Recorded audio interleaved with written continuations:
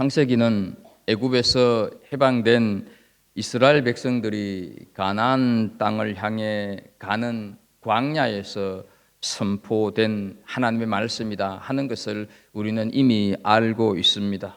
광야 한가운데를 지나가는 이스라엘 백성들이 사랑하는 독자 이삭을 번제로 드리라 하는 하나님의 말씀에 순종하는 아브라함을 통해서 하나님을 경외한다고 하는 것이 무엇인가 하는 것을 잘 깨닫게 되었을 것입니다. 걸핏하면 하나님을 원망하고 불평하는 자신들에 비해서 도무지 납득이 되지 않는 말씀에도 한치의 망설임 없이 순종하는 자신들의 그 조상 아브라함을 볼 때 부끄러움과 함께 존경심이 일어났을 것입니다. 아브라함이 칼로 이삭을 내리치려고 할 때 하나님께서 급히 아브라함을 막으시고 이삭에게 아무 일도 하지 말라 하시면서 우리는 지난주 12절에서 네가 내 아들 내 독자까지도 내게 아끼지 아니하였으니 내가 이제야 네가 하나님을 경외하는 줄을 아노라 이렇게 말씀을 하십니다. 자, 여러분, 우리는 이렇게 말씀하시는 아브라함의 하나님의 그 속내가 어떠하다고 생각을 하십니까? 아브라함, 너 정말 그 정도였어? 너 믿음 정말로 대단하다. 나 너한테 반했다. 이런 마음이었을까요? 그렇게 이해할 수도 있을 것입니다. 그러나 우리가 좀 더 하나님의 마음을 이 12절에 비추어서 들여다보게 되면 이 가나안에서 숭배받기를 좋아하는 신들처럼 아들을 갖다 바치려고 하라고 하는 줄 아느냐? 아니다. 나는 그런 신들과는 비교가 되지 않는 참 사랑이 풍성하고 자비하신 하나님이다 하는 것을 이 하나님은 말씀을 하고 싶었다 하는 것이죠. 그리고 그 증거로 뿌리 수풀에 이렇게 걸린 숫양이 이삭 대신 제물이 되었다 하는 것을 우리는 지난 시간에 살폈습니다. 그러니 이런 말씀을 하시는 그 하나님의 속마음을 우리가 좀 더 들여다보게 된다면 네 아들 이삭 대신 저 숫양이 제물로 드렸지만 너는 너의 아들 이삭을 죽이지 않아도 되었지만 나는 내 아들을 내어놓는다. 나는 내 사랑하는 독자를 너의 구원을 위해서 죽인다. 이 말씀을 하고 싶었던 것이 하나님의 솔직한 속내다 하는 것이죠.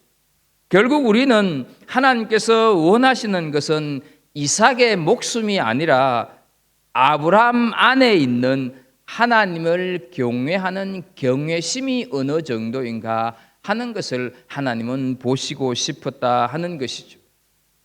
하나님은 우리의 물질이나 건강, 명예 이런 것에 관심을 가지고 계신 분이 아닙니다. 우리 자신에게 하나님은 관심을 가지고 있습니다. 우리가 진심으로 하나님을 경외하고 있는지 그것을 알고 싶어 하신다 하는 것이죠. 이 테스트에 아브라함은 만점으로 합격했다 하는 것입니다. 테스트에 합격한 아브라함에게 하나님이 그냥 참 잘했어요 한마디로 끝내시는 분은 결코 아니다 하는 것이죠. 우리에게 찾아오는 시험이 말이 되든 말이 안 되든 간에 어떤 시험이든지 그 시험을 이기는 자에게는 하나님의 상급이 뒤따라온다 하는 것이죠. 우리는 그것을 기대해야 하는 것입니다. 하나님께는 거절하고 하는 것이 없다 하는 것이죠.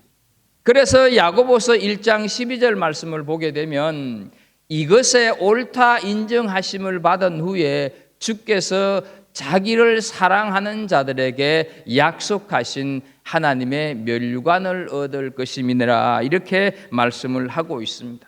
반드시 시험을 통과한 사람에게는 상급이 있다 하는 것이죠.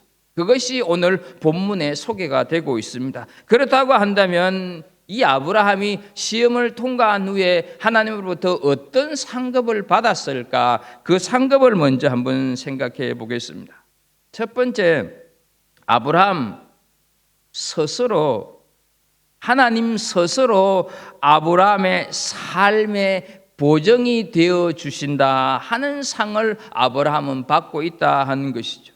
16절 말씀을 보게 되면 이러시되 여호와께서 이러시기를 내가 나를 가리켜 맹세하노니 네가 이같이 행하여 내 아들 내 독자도 아끼지 아니하셨은즉, 이렇게 말씀을 합니다. 여기서 우리가 기억해야 할 것은 내가 나를 가리켜 맹세하노니 하는 말씀. 여기서 이 내가는 하나님을 가리키는 것입니다. 나를 역시 하나님을 가리키는 말입니다. 그러니까 하나님의 이름을 걸고 맹세한다, 이런 뜻이 되는 것입니다. 하나님께서 이렇게 말씀하시는 것은, 당시에 맹세라고 하는 것은 원래 자신보다 높은 사람의 이름을 걸거나 혹은 신의 이름으로 맹세를 하는 것이었습니다. 그래야만 맹세의 권위가 서기 때문이었습니다. 그런 이유로 히브리인들은 하나님을 걸고 하나님의 이름으로 맹세를 아주 자주 했습니다. 하지만 하나님께서는 만왕의 왕이시고 지존자이시므로 하나님이 생각해 하나님보다 더 높은 존재는 없었다 하는 것이죠. 그런 이유로 하나님께서는 자신의 영원한 이름을 담보로 맹세를 하셨던 것입니다. 이 사실을 히브리서 기자는 히브리서 6장 13절에서 이렇게 확인시켜 주고 있습니다. 하나님이 아브라함에게 약속하실 때 가리켜 맹세할 자가 자기보다 더 큰 이가 없으므로 자기를 가리켜 맹세하여라고 말씀을 합니다. 그러므로 내가 나를 가리켜 맹세하노니 하는 이 말은 아브라함의 삶의 보정이 되겠다고 말씀을 하시고, 그 약속은 반드시 이루어질 거다 하는 것을 확정하고 있는 셈입니다. 틀림이 없다, 변함이 없다고 하는 것을 강조하고 있는 것이죠. 살면서 보정을 섰다가 잘못되는 바람에 낭패를 본 경험이 있거나 주변 분들을 보셨을 것입니다. 보정을 선다는 것이 위험하다는 것을 모르지는 않습니다. 또한 보정을 선 것 때문에 자신이 망할 것을 알면서 보정을 서는 사람은 없습니다. 그 사람을 믿기 때문에, 신뢰하기 때문에 보정을 서줍니다. 그러나 그 일이 잘못되어서 하루아침에 길바닥에 앉은 사람들 많습니다. 사람을 믿는다고 하는 것은 이만큼 어렵습니다. 쉽지 않습니다. 불안합니다. 그리고 위험합니다. 그러나 하나님께서는 아브라함의 삶의 보정이 되어 주시겠다는 분명한 뜻으로 내가 나를 가리켜 맹세하노니 말씀을 하고 있습니다. 이 맹세는 하나님께서 아브라함에게 처음 하셨지만 그 후에 아브라함의 아들 이삭이 흉년을 만나서 가나안을 떠나려고 했을 때 하나님께서 떠나지 말 것을 이렇게 말씀을 하십니다. 창세기 26장 3절 말씀을 보게 되면 이 땅에 거류하면 내가 너와 함께 있어 내게 복을 주고 내가 이 모든 땅을 너와 내 자손에게 주리라.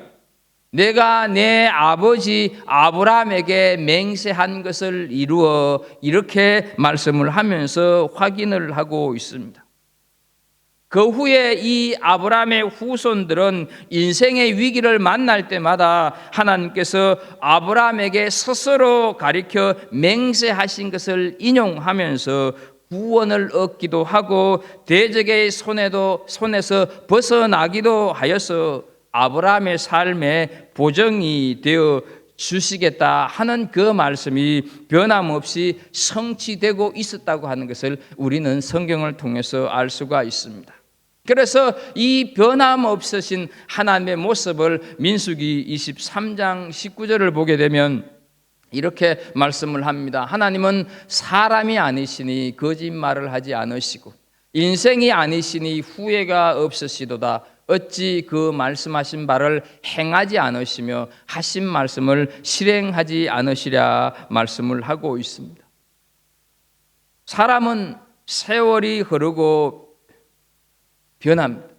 환경이 달라지면 자신이 한 말이나 행동을 손바닥 뒤집듯이 뒤집습니다. 모른 척합니다. 그래서 인간관계가 깨어지고 그 때문에 우리는 많이 아파하기도 하고 그 때문에 우리는 배신감을 느끼기도 합니다. 그러나 하나님은 변함이 없으십니다. 내가 변할 수는 있을지 모르지만 하나님은 영원하시다 하는 것이죠. 사랑하는 우리 성도 여러분, 하나님을 얼마나 믿습니까? 하나님 그 자체를 어느 정도 신뢰를 하시느냐 하는 것입니다. 신앙생활을 하시면서 하나님께 우리는 무엇을 원하고 계십니까? 성공을 원하십니까? 출세를 원하십니까? 부자가 되는 것을 원하십니까? 성공 중요합니다. 실패보다는 성공을 해야 하지요. 출세해야 합니다. 부자가 되는 것 좋습니다. 가난보다는 부자가 훨씬 좋지 않습니까? 그러나 이런 것들이 우리 삶의 목적이 되어서는 안 된다 하는 것이죠. 그런 것들은 우리 삶에 하나님이 주시는 상급이 아니다 하는 것이죠. 결코 그런 것은 우리 상급이 될 수 없다 하는 것이죠. 그럼 우리에게 상급은 도대체 무엇일까? 우리에게 있는 상급은 바로 하나님이시다 하는 것이죠. 창세기 15장 1절에서 이렇게 하나님이 말씀을 하십니다. 나는 내 방패요 너의 지극히 큰 상급이니라 말씀을 하십니다. 하나님이 상급이라는 것이죠. 그래서 우리는 신앙생활을 하면서 성공과 출세와 부귀 영화보다는 어떻습니까? 그 하나님 자체를 우리는 원하셔야 되고 그것이 바로 우리의 상급이다 하는 것이죠. 성공이 내 삶의 보정이 되는 것이 아니라 부자가 내 뒷배가 되는 것이 아니라 하나님 그 자체가 우리 삶의 보정이 되어야 한다 하는 것이죠. 그렇게 살면 우리는 잘못되지도 않고 위험하지도 않고 불안하지도 않다 하는 것이죠. 내가 나를 가리켜 맹세하노니 살아계신 하나님 창조주 하나님께서 피조물인 아브라함에게 스스로의 이름으로 보정하시겠다 말씀을 하십니다. 누구도 훼손할 수가 없는, 누구도 망령되이 일컬을 수 없는 거룩하고 존귀한 그 이름을 인간을 위해서 보정하시겠다고 하는 것은 그 이름은 보정하시기에 충분한 능력이 되기 때문인 줄로 믿습니다. 우리가 부르는 복음 성가 중에 이런 찬양이 있습니다. 주 이름 큰 능력 있도다, 이 찬양인데요. 여러분 한번 가사를 한번 볼까요? 주 이름 큰 능력 있도다, 난 믿네. 그 이름 예수의 그 이름 부를 때 새 생명 얻었네. 마귀는 떠나가고 갇힌 자 자유케 해. 모든 이름보다 더 높은 이름 주 예수. 믿으십니까?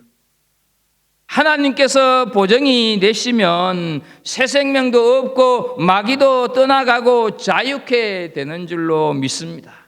그래서 로마서 10장 13절에 보게 되면 말씀을 하십니다. 누구든지 주의 이름을 부르는 자는 구원을 받으리라.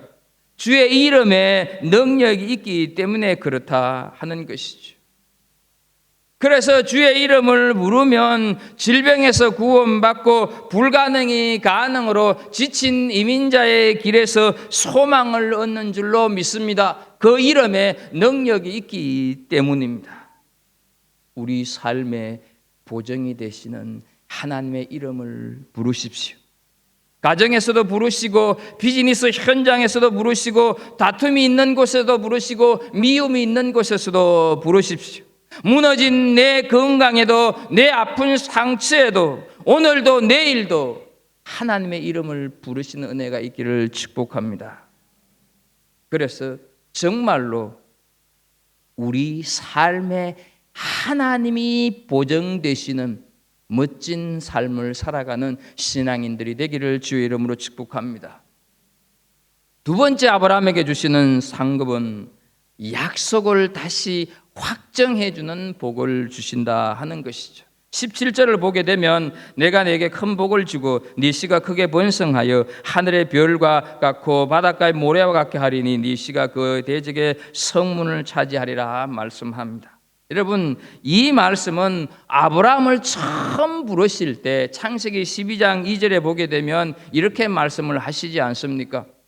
내가 너로 큰 민족을 이루고 내게 복을 주어 내 이름을 창대하게 하리니 너는 복이 될지라, 이렇게 말씀을 하셨어요. 그리고 이 말씀을 하신 후에 창세기 15장 5절, 창세기 17장 16절, 또 오늘 본문에서 이렇게 계속해서 반복을 하고 있습니다. 하나님의 약속은 결코 변함이 없다 하는 것을 말씀을 하시는 것이죠. 그런데 우리는 이 17절을 그냥 문자적으로만 이해하면 아브라함의 자손이 아주 많아져서 모든 대적을 이기고 승리하는 아주 강한 나라가 되리라, 이런 약속처럼 느껴집니다. 그러나 우리가 좀 더 깊이 생각해야 될 것은 여기서 말씀하고 있는 씨는 이삭입니다, 원래는. 그러나 궁극적으로는 사망 권세를 깨뜨리고 부활하신 예수 그리스도를 바로 가리켜서 씨라 얘기를 하시는 것이죠. 그리고 하늘의 별, 바닷가의 모래처럼 많은 후손은 이 예수를 믿고 하나님의 백성이 된 사람들인 우리를 비롯하여서 세상 모든 그리스도인들을 의미한다 하는 것입니다. 우리는 17절 말씀 끝에 있는 네 씨가 그 대적의 성문을 차지하리라 하는 이 말씀을 이해해야 두 번째 상급인 약속을 확정하는 복이 무엇인가 하는 것을 알 수 있습니다. 이 말씀은 그동안 하나님께서 반복적으로 약속해 주신 씨에 관한 축복에서 아브라함이 이삭을 드리는 순종 후에 덧붙여진 말씀이 바로 내 대적이 문을 차지하리라, 이 말씀이다 하는 것이죠. 그래서 이 시는 조금 전에 말씀을 드린 대로 예수 그리스도를 가리키는 것입니다. 그리고 대적은 사탄입니다. 아무리 튼튼히 쌓은 성이라 할지라도 성문이 열려버렸다고 하는 것은 바로 그 성이 함락된 것을 의미하지 않습니까?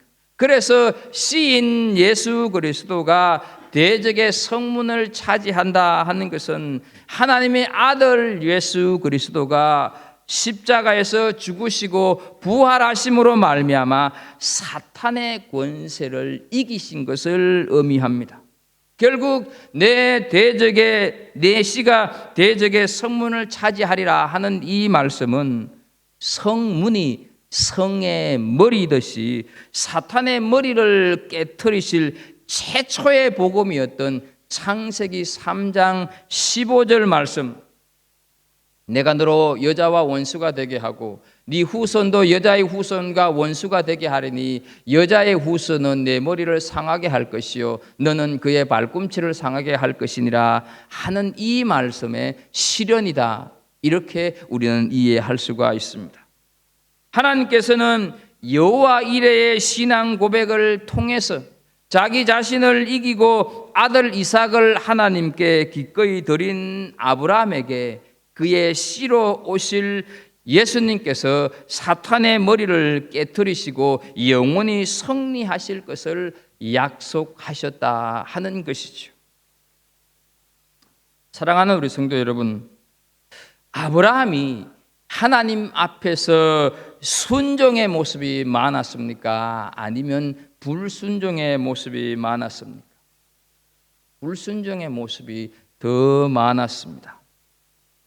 아브라함의 인생에 중요한 고비가 여러 차례 있었는데 세 가지만 살펴본다면, 먼저 아브라함의 소유가 많아지면서 조카 롯이 이렇게 분쟁의 원인이 되었던 물질의 문제가 아브라함에게 있었습니다.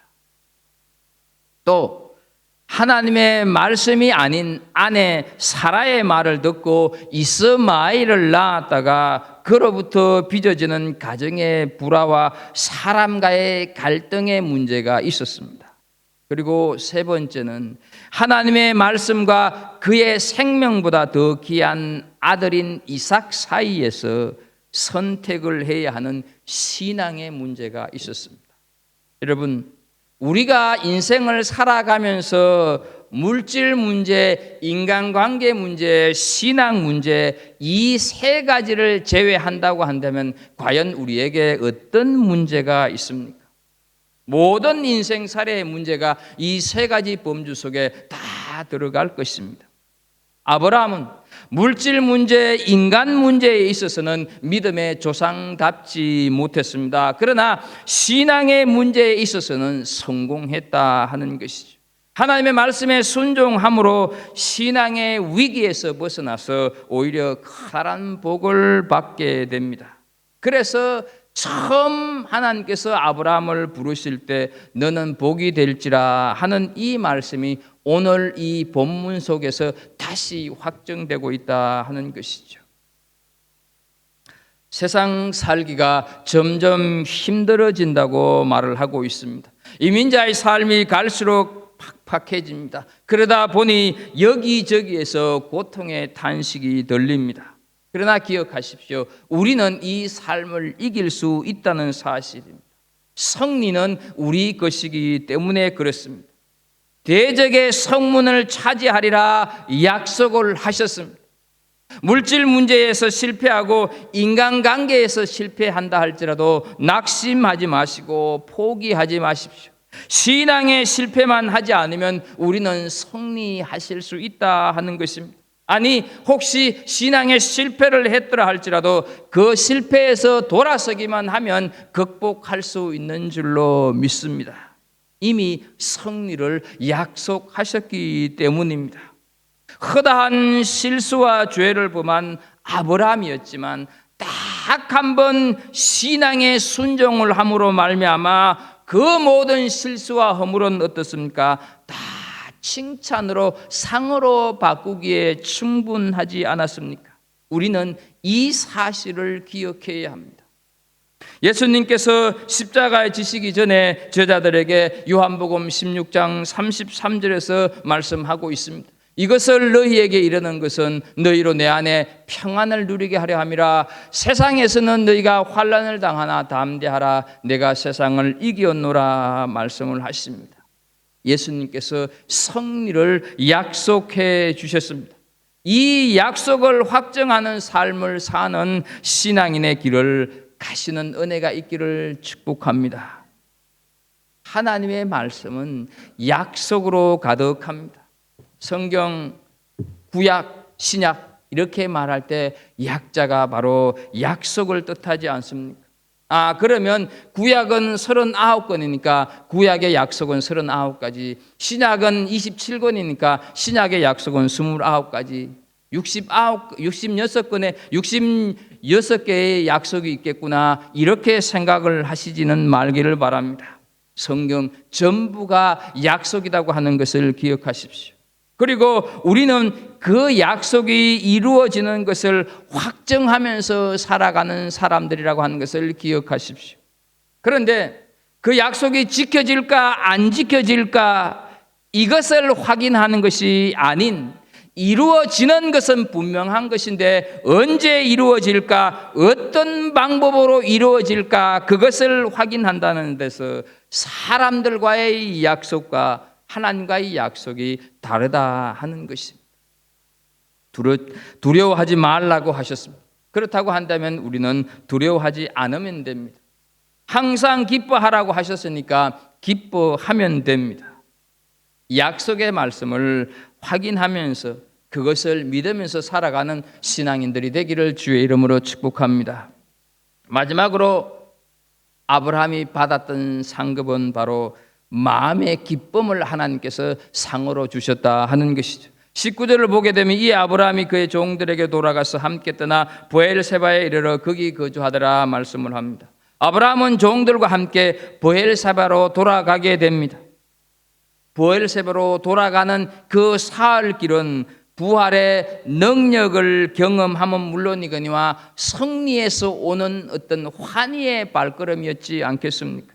불과 사흘 전에 브엘세바에서 모리아산으로 올라갈 때는 그 자신과의 치열한 영적인 싸움, 이런 갈등, 이런 것들이 이제는 다 사라지고 오히려 여호와의 일의 은혜에 감사하고 감격하는 발걸음을 하고 있다 하는 것이죠.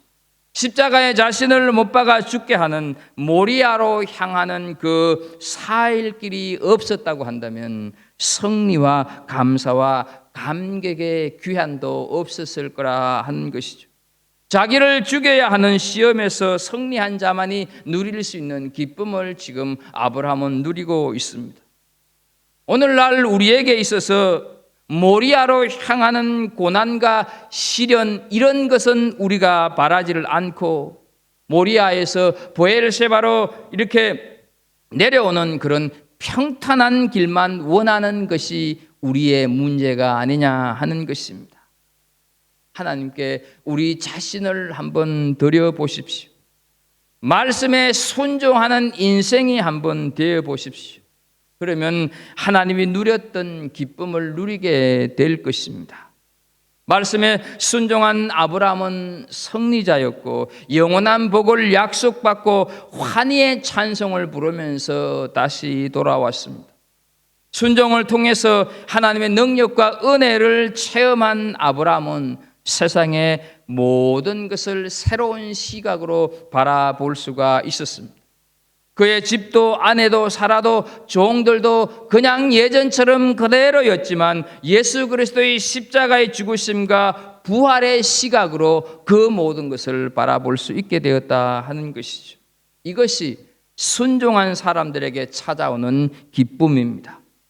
마음속에서 솟아나는 기쁨과 평안이 있으니 죽음 속에서도 생명을 바라보게 되고 패배 속에서도 승리를 확신하며 고난으로 가득 찬 오늘의 내 현실이지만 주님이 주시는 기쁨으로 넘쳐나는 내일을 바라볼 수 있다 하는 것이죠. 이것이 테스트에 합격한 사람에게 주시는 하나님의 상급입니다. 그리고 이제 오늘 본문 20절부터는 아브라함의 형제들을 갑자기 언급을 합니다. 아브라함의 아버지 데라는 아브라함과 나홀과 하란 세 아들을 낳았는데 하란은 갈대아 우르에서 롯과 밀가를 낳고 죽습니다. 그런데 아브라함의 형제인 나홀이 밀가와 결혼했고 그 사이에 8명의 아들이 태어나는데 그 태어난 8명의 아들 중에 버두엘이라고 하는 사람이 리브가를 낳습니다. 여러분, 리브가가 누구입니까? 바로 장차 이삭의 아내가 될 여인입니다. 모세가 갑자기 이 대목에서 아브라함의 형제를 언급하고 있는 것은 바로 이 리브가 때문에 그렇다 하는 것이죠. 아브라함을 부르셔서 복이 되게 하시고 단 한 번의 순종을 통해서 영원한 복을 주신 하나님, 이삭을 통해 예수 그리스도를 바라보도록 하신 하나님의 눈은 이제 어떻습니까? 이삭과 리브가를 향하기 시작했다 하는 것이죠. 사랑하는 성도 여러분, 아브라함의 삶을 이토록 세밀하고 또 구체적으로 살피시고 주관하시는 하나님께서 우리의 삶도, 내 삶도 이렇게 주관하고 계신다고 믿으십니까? 모든 것을 버리고 떠나야 하는 아픔 속에도 하나님의 말씀대로 살고 있는데도 찾아오는 인생의 기근 속에서도 하나님을 붙잡고 살고자 세상의 좋은 것을 포기하고 척박한 신앙의 길을 선택했음에도 이국 땅의 갖은 어려움 속에서도 주만 의지하면서도 찾아오는 아픔과 그 고통 속에도 우리를 향하여서 여전히 일하고 계시는 하나님을 믿는 은혜가 있기를 축복합니다. 하나님께는 결코 거절하고 하는 것이 없습니다. 하나님께서는 우리 인생살이의 보정이 되어 주십니다. 하나님은 우리에게 확정하는, 말씀을 확정하는 상을 주십니다. 그리고 하나님은 우리에게 마음의 기쁨을 상으로 주십니다. 하나님께 순종하는 삶을 통해서 이런 상을 받는 성도들이 되기를 예수님의 이름으로 축복합니다. 기도하겠습니다. 하나님 아버지, 아브라함이 모리아 산에서 브엘세바로 내려오는 그 삶의 여정을 잠깐 우리가 살피면서 하나님이 주시는 말씀을 봤습니다. 하나님, 정말로 우리가 아브라함을 위대하다고 칭찬하기에 앞서서 우리도 아브라함처럼 그런 시험을 받았을 때 나는 어떻게 할 것인가 하는 것을 고민하면서 사는 우리들, 그리고 그 시험을 통과했을 때 하나님은 반드시 상 주시는 분이심을 믿고 믿음의 길을 갈 수 있는 하나님의 사람들 다 되게 하여 주옵소서. 하나님에게는 거저가 없다는 것 기억하시면서 우리가 드리는 이 삶의 모든 순간순간이 하나님으로부터 기억된 바 되는 삶이 되게 하여 주옵소서. 예수님의 이름으로 기도합나이다. 아멘.